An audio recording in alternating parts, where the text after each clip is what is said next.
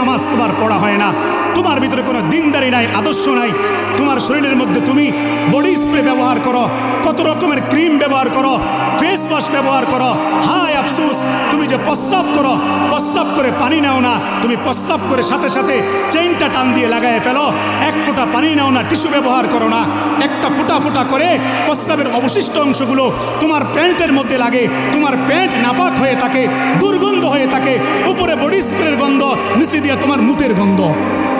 তুমি কিসের স্মার্ট? তুমি নিজেকে স্মার্ট দাবি করো পশ্চিমা সভ্যতার অনুসরণ করে, তুমি তোমার রাসূলের অনুসরণ ছাড়ছ, এজন্য তোমাকে আল্লাহ তাআলার এই লানত দিয়ে রাখছে। তুমি নিজেকে স্মার্ট দাবি করো অথচ তুমি নাপাক।